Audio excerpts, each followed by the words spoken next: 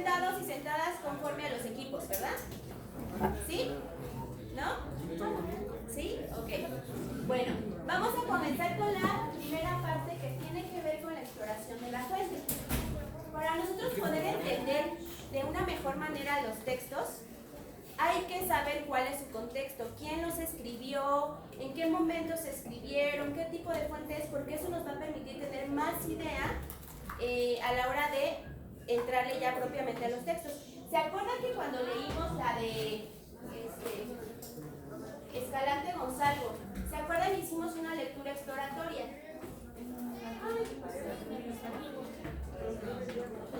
¿Sí se acuerdan que hicimos una lectura exploratoria que tenía que ver con que identificaran el título, los subtítulos, etcétera, etcétera?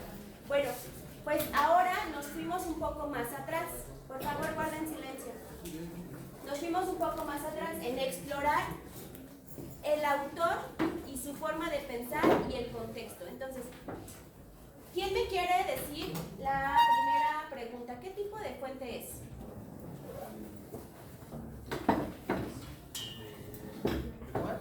¿Qué tipo de fuente es?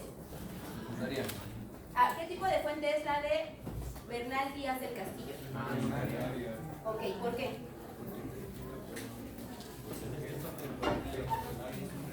Porque es una fuente escrita directamente por el autor. No hay interpretaciones, es el autor quien está dando su versión, ¿sí? Por eso es primaria. Y la de Octavio Paz, El laberinto de la soledad. ¿Por qué? Es una interpretación. A ver, ¿qué más?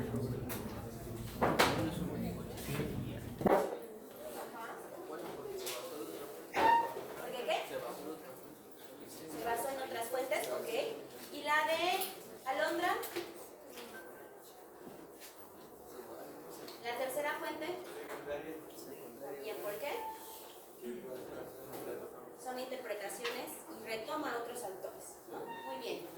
Bueno, entonces, ¿cuál fue el lugar y la fecha en la que se produjo la de Bernal Díaz del Castillo? ¿Mil qué? ¿Sí? Entre 1540 y 1560. Perfecto, muy bien. ¿En qué lugar se produjo? Guatemala. En Guatemala, y hay una reedición en Madrid, ¿ok? ¿Alguien más? Si se dan cuenta, aquí se va complejizando un poco porque las obras se van actualizando, se van reescribiendo y demás, pero la fuente original probablemente se escribió en Guatemala, ¿sí?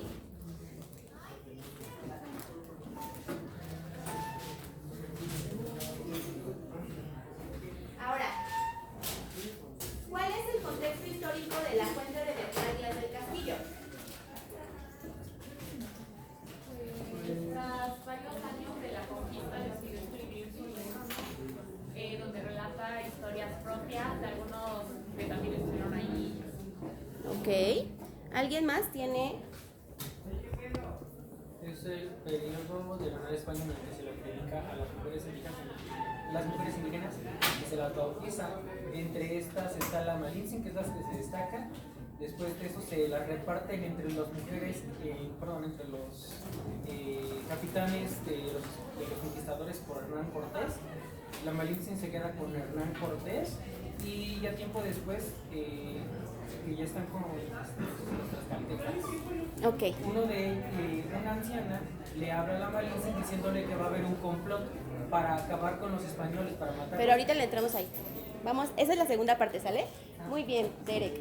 Entonces, ¿el contexto histórico de la fuente cuál es? ¿Cuál es el contexto histórico? Ya una vez que sucedió el proceso de conquista, ¿no? Eso va a ser muy importante porque entonces nos está escribiendo calientito lo que está pasando. Por eso va a ser una fuente muy, muy importante para estudiar este tema. Pero, ahora sí, la siguiente va a ser muy, muy importante. ¿Para qué fue escrita esta fuente? Para relatar los hechos desde su propia visión, porque ¿Cómo? él consideraba que ¿Cómo se llama la obra? la historia verdadera de la conquista del ¿Por qué será la historia verdadera de la conquista de la Nueva España? O sea, se transversó mucho la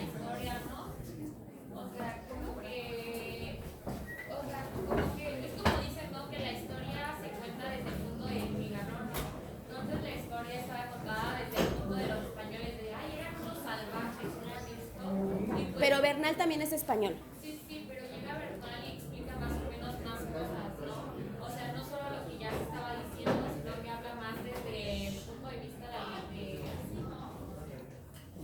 Damián, ¿tú terminaste tu intervención? Ah, ok. Muy bien, gracias. Recuérdame tu nombre.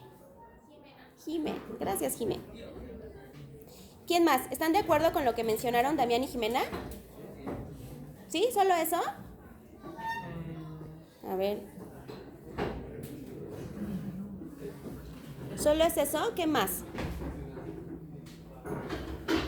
¿Para qué fue escrita? Ya nos dice Damián y Jimena. Quieren contar otra historia. ¿Cuál era la historia que predominaba? Esto va a ser súper importante porque si no, no vamos a poder entender la obra. ¿Cuál era la historia que era la que se había corrido en España? Entonces estamos hablando de que hay una historia escrita por Hernán Cortés a través de cartas que mandaba a la corona. Y en esa historia, ¿qué resaltaba? Que su inteligencia al poder hacer todas las estrategias él solito. Exactamente, que fue él quien diseñó las estrategias, él solito, fue el gran conquistador. Entonces hay otra versión de Bernal Díaz del Castillo que Quetos trata de decir primero la historia verdadera. O sea, ahí está cuestionando la otra historia, no pasó así como dice Cortés. Entonces, él nos va a dar su versión de su interpretación porque él participó, él estuvo con Cortés, él vio todo, él fue testigo. ¿Para qué lo va a hacer?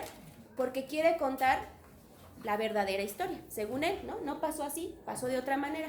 Esto va a ser muy importante porque aquí va a resaltar muchas cosas. Yo solamente les pasé los fragmentos que habla de Malinche, porque la obra es muy grande. Pero aquí vamos a encontrar que va a resaltar él de alguna manera la figura de Malinche, ¿no? ¿Por qué? Porque va a tratar de decir que para que Cortés ganara hubo varias cosas, hubo varios factores. Y entre esos factores, pues también hubo una indígena que fue traductora y que ayudó, pero la estará resignificando como estratega, como política, le estará dando un lugar importante. No, más bien la minimiza. Exacto, pero sí la pone en el centro. ¿Por qué? Para contar que no solamente fue el gran estratega Cortés, sino que hubo varios factores que ayudaron al proceso de conquista. Entonces nosotros recogemos fragmentos solamente que tienen que ver con Malinche, pero esto va a ser muy importante porque nos podríamos confundir, podríamos decir, es que sí está tratando de darle un papel, pero si lo leemos bien vamos a ver que la está narrando de una manera en particular, y esa manera en particular no necesariamente va a ser que ella fue la estratega, ¿no? Entonces vamos a ver cómo es que él la va a narrar. Pero es muy importante que sepan esto, es muy importante que hayan indagado en la fuente que él está tratando de contar una historia que deja y quiere desplazar la historia de Hernán Cortés como héroe, ¿sí? Y entonces ahí vamos a meter varios factores. ¿Sí queda claro eso? Sí. Muy bien, entonces esa es la primera fuente. Ahora vamos a la segunda. ¿Dónde? Ya me dijeron qué tipo de fuentes. ¿Cuál es la del laberinto de la soledad? ¿Cuál es el lugar y la fecha en la que se produjo? ¿Quién me quiere decir? En 1900. ¿Sí, Jimé? Bueno, se publicó en 1950 en Madrid, México y Buenos Aires por la editorial FCE. Muy bien. A ver, Uriel. No, lo mismo que mi compañera. Ok, muy bien. Gracias. ¿Quién es el autor? A él sí lo conocen, ¿no? Un poco más. ¿Sí? ¿Sí habían escuchado de él? Solo escuchado. Muy bien. ¿Qué encontraron del autor? ¿Qué me quiere decir? Esto nos va a dar elementos para entender por qué escribió lo que escribió. ¿Qué encontraron del autor? ¿Sí hicieron esa indagación que les pedí? A ver, ¿quién quiere participar? A ver, Uriel.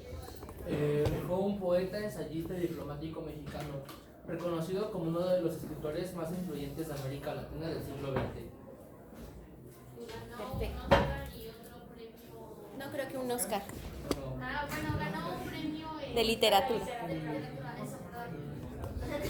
No, ganó ese premio y era muy reconocido. Exacto. Además, ya que daban una representación de otro lado que la mayoría de los mexicanos no daban, o sea, daba como la perspectiva, para así decirlo mala, pero para todos era único. Perfecto, muy bien. Recuérdame tu nombre. Natalie. Gracias, Natalie.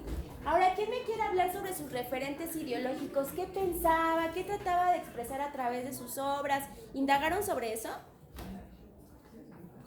¿Sí? ¿Indagaron sobre eso? Lo que se les ocurra. Aquí está.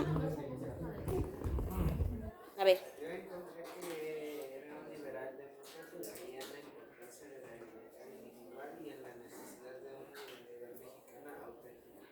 Una identidad mexicana auténtica. ¿Qué será eso? Eso lo vamos a ver el próximo semestre. Pero ¿qué será buscar una identidad mexicana? Hablando del proceso de conquista y de colonización, nosotros seremos parte, ya como mexicanos, como nación, seremos parte de ese México prehispánico. ¿Sí o no? Pero son nuestras raíces. Es muy importante que recuerden que no se conquistó México. ¿Por qué no se conquistó México? Porque México no existía.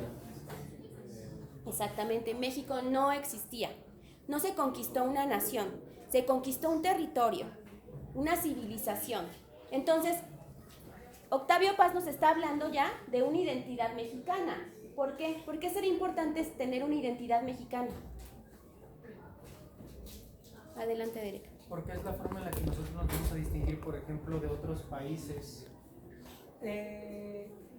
con costumbres y nuestras, como tal, raíces. Muy bien. Sí. Así como ustedes, ahora que están en la adolescencia, que se han llegado a preguntar, ¿quién soy? ¿Qué me gustará? ¿Qué preferiré? ¿No?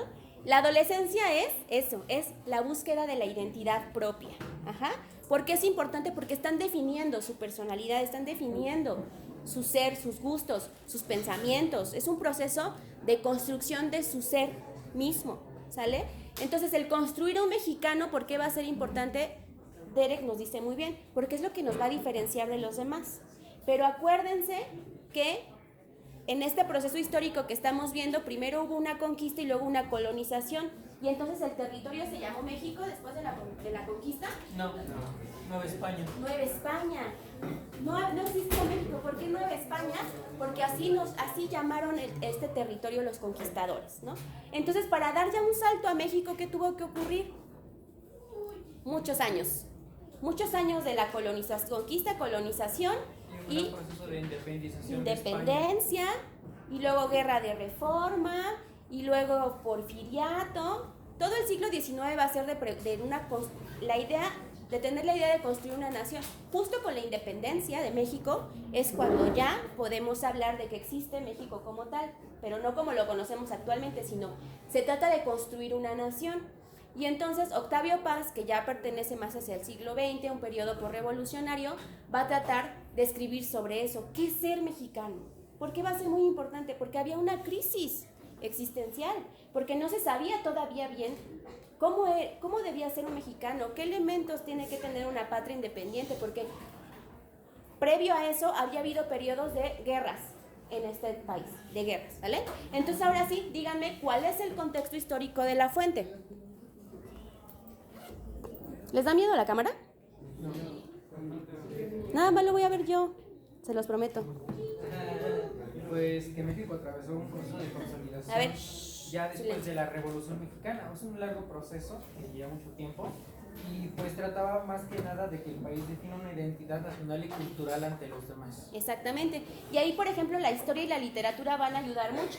Vamos a encontrar a muchos historiadores y a muchos de la literatura tratando de reconstruir una nación. Por ejemplo, en el arte, ¿a quién hemos visto que habla sobre este tema? Frida Kahlo, Diego Rivera. No hemos visto nada de Frida Kahlo, pero vamos a verla más adelante. Hemos solamente rescatado a Diego Rivera. ¿Qué trata de hacer Diego Rivera con sus murales?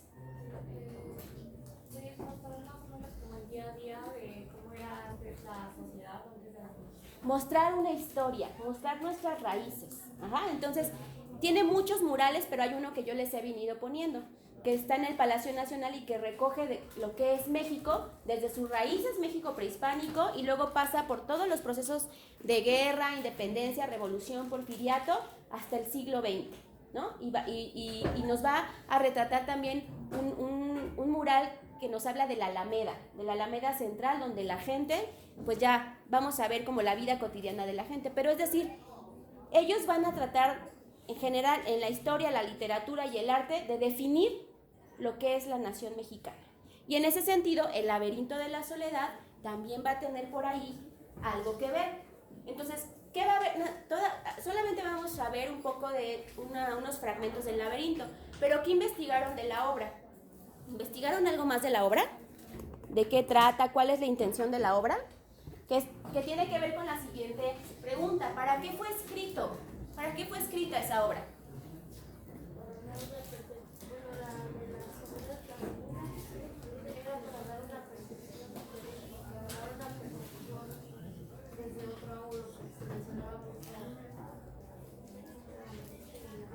No, pero en general de la obra.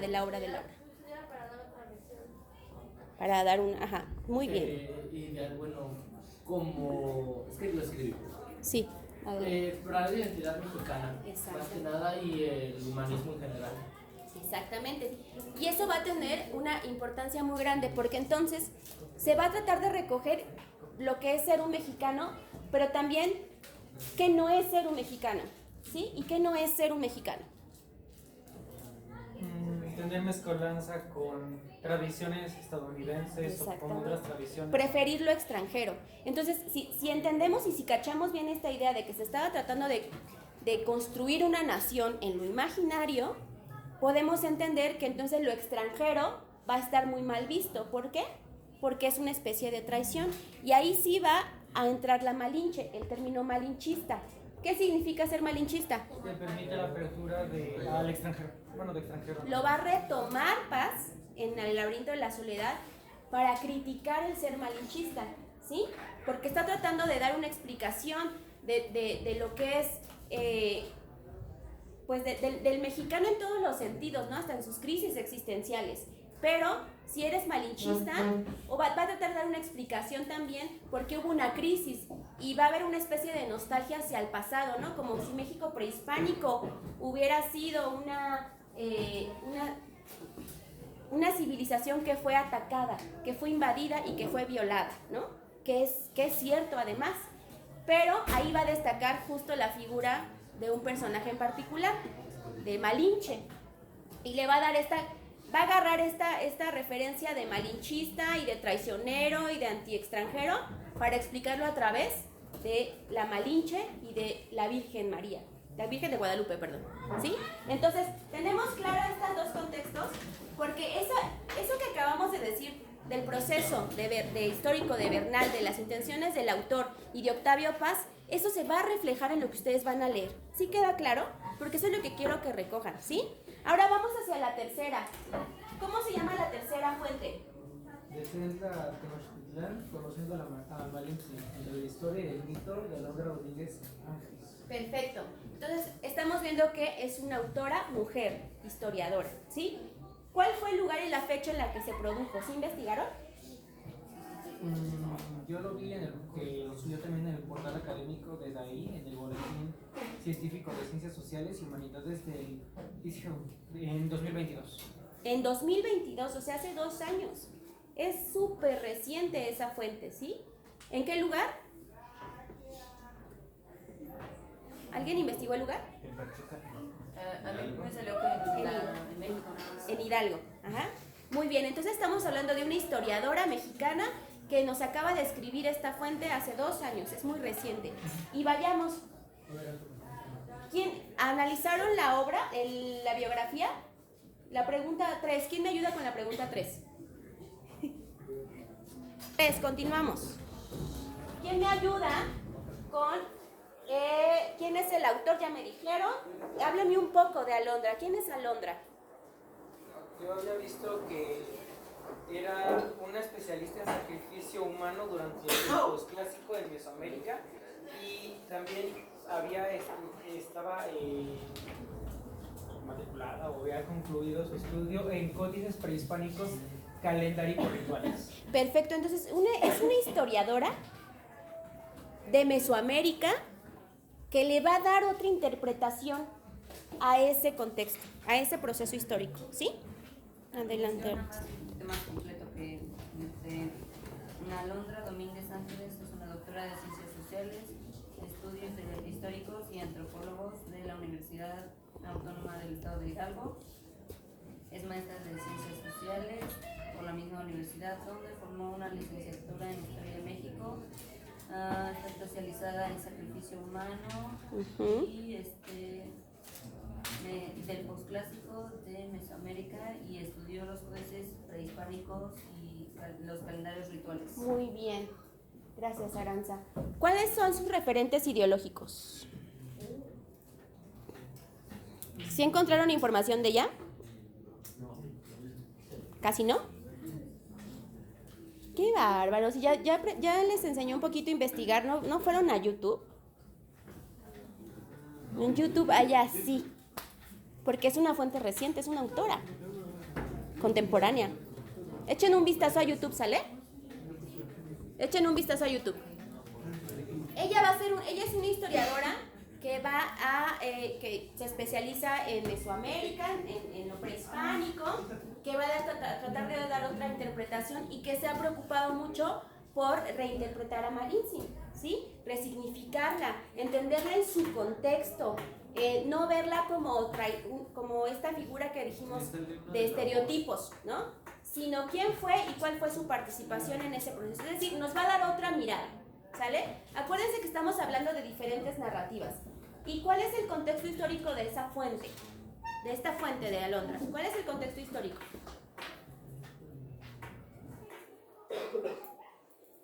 ¿Cuál es el contexto histórico?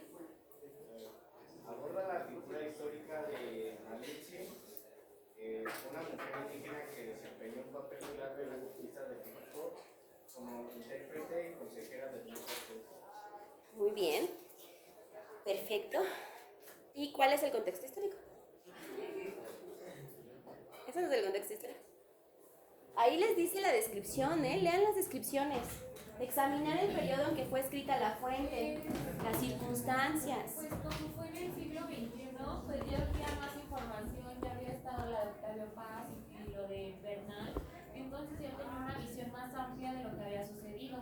Entonces pues ella, o sea, como que da su perspectiva de algo que ya estaba, pero, o sea, como... Ok, muy bien, da otra perspectiva. A ver, Damián y luego Uriel. A ver, que la obra pues está en un contexto de que pues podemos buscar entender y reivindicar la historia y la cultura y cómo la vemos, pues cuestionando las narrativas más tradicionales para promover una visión como más inclusiva, una visión más compleja y entera de la historia. Exactamente. Recuerden lo que hablamos la sesión pasada sobre las distintas narrativas y la narrativa que tiene que ver con la historiografía feminista. Recuerden, por favor. Adelante, Uriel. Bueno, pues yo, desde mi perspectiva, fue que utilizó todo desde pues críticas y historias novohispanas y contemporáneas para ir armando ella misma y ir tomando fechas de esto. Okay. Y pues en resumen, más que nada es una versión de ella detallada y crítica de la vida y el papel de la Malinche, poniéndola en el centro o más que nada en un contexto de la conquista de México y dinámicas sociales de ese entonces, dándole más atención a ella que a cualquier otra parte. Muy bien. Perfecto, Uriel. ¿Cuál es el contexto? ¿Cuál es el contexto? ¿En qué contexto estamos viviendo en lo social, político y económico? Una parte es el feminismo, ¿no? Pero el feminismo ha estado presente durante todo el siglo XX. Solamente quería tener una... Pero hoy está tomando un protagonismo, ¿sí? Está cuestionando a todas las disciplinas. Está permeada en nuestra universidad. No es que tengan una maestra que se les zafó el tornillo y los quiere obligar a estudiar esto. Está presente tan solo en el programa de desarrollo de la rectoría. en el proyecto de trabajo del Colegio de Ciencias y Humanidades, en los programas de los 5 planteles. Hoy está la perspectiva de género muy reconocida. Pero además de eso, además de la universidad, sí tenemos un cuestionamiento el feminismo está cuestionando fuertemente y está sonando mucho, ¿no? O sea, está presente. Pero no solo eso, estamos en el tiempo de pospandemia, de la 4T. Todo eso es nuestro contexto actual, ¿sí? Y en ese contexto sí destacamos las luchas feministas, que han estado tomando mucha fuerza y que hoy se han colocado en el centro de los centros educativos. Y por lo tanto, las universidades están abogando porque se escriba y las historiadoras están luchando porque se haga evidente la participación de las mujeres en la historia. Y en ese sentido va a recoger a Malintzin y lo que dijeron, le va a dar un protagonismo. Entonces vamos a ver que va a haber una diferencia en las 3 fuentes. ¿Sí queda claro?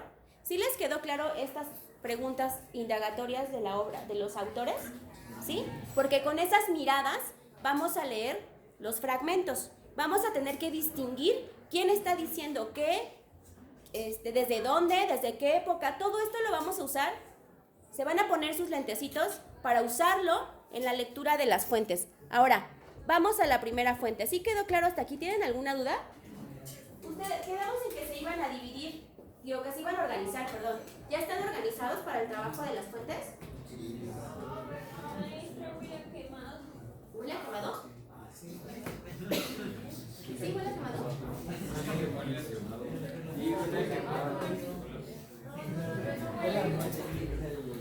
Huele mal, ¿qué está pasando? A ver, voy a cortar el video. Díaz del Castillo, ¿ya la tienen? Vamos a nuestra guía y nuestra guía nos dice que tenemos que encontrar cómo es narrada Malintzin en la fuente, ¿sí? Es decir, observa si se la presenta como traidora, como víctima o como protagonista, si se minimiza su participación en el proceso histórico o se resalta. Entonces, vamos a leerla. No veo nada. La tienen ustedes ahí en su celular, ¿no? ¿Quién me ayuda con el fragmento 1? Adelante, guarden silencio acá y luego, fragmento 1, leámosla. Estamos hablando de la fuente de Bernal Díaz del Castillo. ¿Quién es Bernal Díaz del Castillo? Un conquistador español. Un conquistador español. La conquistadora. Entonces, agarré unos fragmentos, ¿sale? ¿Qué nos está contando en este fragmento? Adelante, Derek. Historia verdadera de la conquista de la Nueva España. Fragmento 1. El mismo fraile, con nuestra lengua aguilar. A ver, espérame tantito. ¿Ya la tienen? Quiero verla. ¿Ya la tienen? Enséñenmela.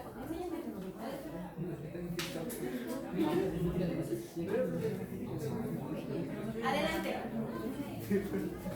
A ver, ¿sí escuchan hasta allá? Más fuerte de Fragmento 1.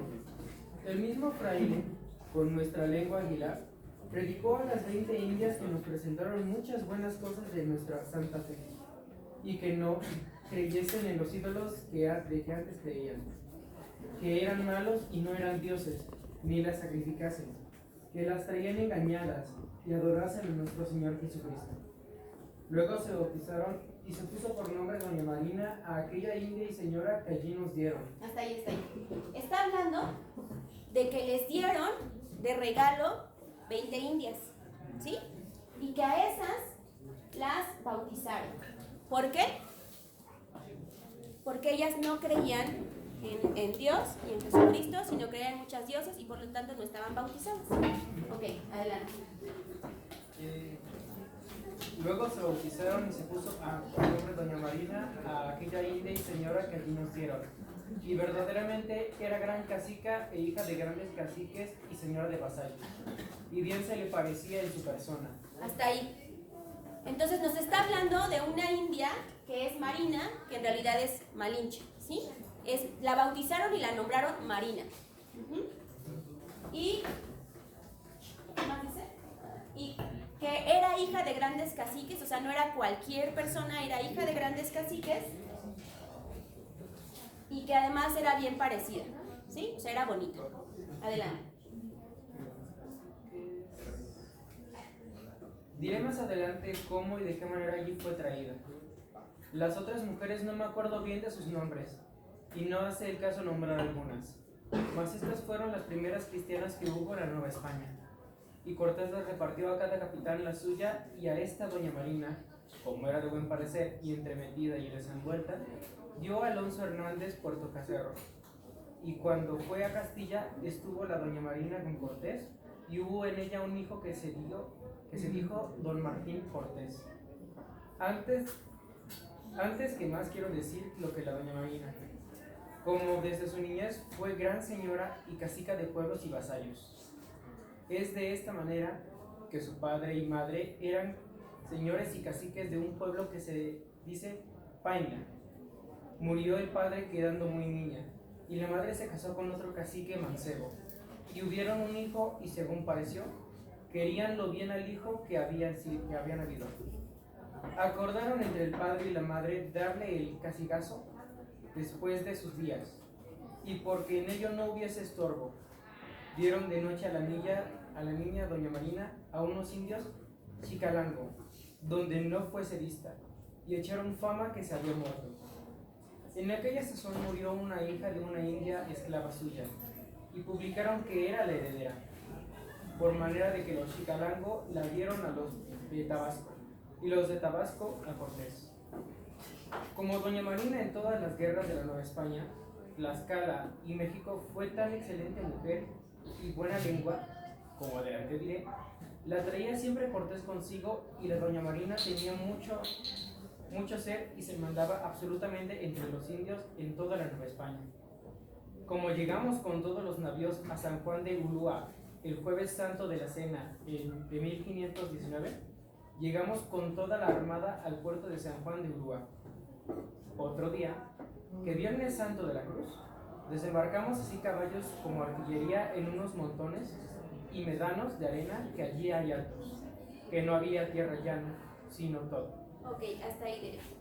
Ahora respondemos a la pregunta, así como una lluvia de ideas. ¿Cómo es narrada Malintzin en la fuente? Observa si se le presenta como traidora, víctima o protagonista, si se minimiza su participación o se resalta. ¿Cómo es narrada en la fuente? ¿Quién me quiere decir? Como la protagonista principalmente, porque se habla de cómo es que ella, bueno, de sus orígenes nobles, de cómo es que ella pertenecía a grandes caciques. Su padre murió cuando ella era muy niña, su madre se casó con otro cacique parecido y tuvo un hijo al que en este caso le dieron todo. Después de esto, una noche a ella le entregaron y dijeron que murió, y después de eso fue pasando de manos en manos hasta llegar a Cortés. Exactamente. Entonces, ¿cómo se le presenta? Muy bien, Derek. ¿Cómo se le presenta a ella? ¿Como traidora, como víctima, como protagonista? Nos dice Derek que como protagonista, ¿sí será así? Pues realmente sí. Ok.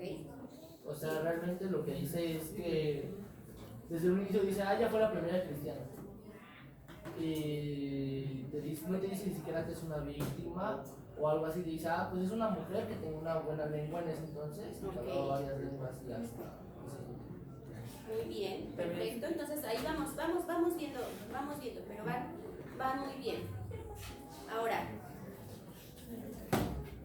entonces nos está presentando quién es Malintzin, ¿no? De dónde viene, pero sí nos está diciendo que es una mujer indígena y nos está diciendo, vean cómo sutilmente nos está diciendo que fue un instrumento de Cortés, en el sentido en el que ella se la apropió, la bautizó, la nombraron y le ayudó. Un poquito, ahí váyanlo viendo. Ahora, vamos a continuar, ahora sí. Ayúdame, por favor, con el fragmento 2. Una india vieja. A ver, aquí pongan atención, perdónenme. Este episodio que va a narrar aquí es muy famoso. Tiene que ver con la matanza de Cholula, ¿sí? Es un episodio muy famoso, pero aquí Listo para actualización. va a decirnos Bernal cómo participó Malintzin en esta matanza. No nos lo cuentan en los demás, solo nos dicen que fue una matanza porque se dieron cuenta, ahorita nos lo van a contar, pero pongan atención, ¿qué va a hacer Malintzin con esta noticia que le van a enterar? ¿Sale? Pongan atención, adelante. Una india vieja, mujer de un cacique, como sabía el concierto y trama que tenían ordenado, vino secretamente a doña Marina, maestra lengua, y como la vio moza y de buen parecer muy rica, le dijo y aconsejó que se fuese con ella a su casa si quería escapar con vida, porque ciertamente aquella noche o al otro día nos habían de matar a todos, porque ya estaba así mandado y concertado por el gran Moctezuma. Hasta ahí, hasta ahí. Nos está hablando que Malintzin iba pasando por ahí y una señora grande la llamó y le dijo, ven, te tengo que decir te tengo que contar algo. Moctezuma mandó asesinar a todos los españoles. Fue una emboscada, fue una trampa. Ellos llegan a Cholula, ellos llegan ahí y se les recibe, pero iban con todo el ejército de los tlaxcaltecas. Y les dicen en ese territorio que dejen al ejército porque todo el mundo también odiaba a los tlaxcaltecas, porque acuérdense que estaban peleados luego entre todos. Entonces dejan al ejército al lado y solamente pasa Malinche y pasan Cortés y los españoles. Y entonces ella se sale, iba pasando por ahí y una señora, como la ve como pues secuestrada, como una mujer secuestrada, le dice, oye, ven, van a matar a todos y te doy a ti la oportunidad de que lo sepas y de que huyas. De eso está hablando, ¿sale? Entonces continuamos, por favor. Para que entre los de aquella ciudad y los mexicanos se juntasen y no quedase ninguno de nosotros con vida, o nos llevasen atados a México. Que porque sabe esto, y por lástima que tenía de la doña Marina, se lo venía a decir, y que tomase todo su hato y se fuese con ella a su casa, que allí la casaría con su hijo, hermano otro mozo que traía a la vieja que la acompañaba. Como lo entendió la doña Marina y todo era muy avisada, la dijo, oh, madre, ¿cuánto tengo que agradeceros eso que me decís?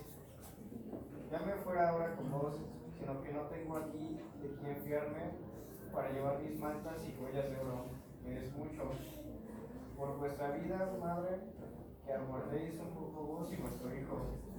Y esta noche nos iremos, que ahora ya veis que estos teules están velando y nos sentirán. Hasta ahí. Entonces le dice, oh, gracias por avisarme, voy por mis joyas. Es que ella tenía mucha posesión, tenía joyas, tenía buena ropa. Voy por eso y me voy contigo y con tu hijo, porque le ofreció que se casara con su hijo y eso era como honrarla, porque ella había sido una esclava, había pasado por muchos dueños. Entonces el decirle, yo te ofrezco a mi hijo para que te cases con él, es como, te ayudo, ¿no? Te ayudo a que salgas de esa condición. Y entonces ella le dice, sí, espérame, pero voy por mis cosas. Siguen. La vieja creyó lo que le decía y quedóse con ella platicando.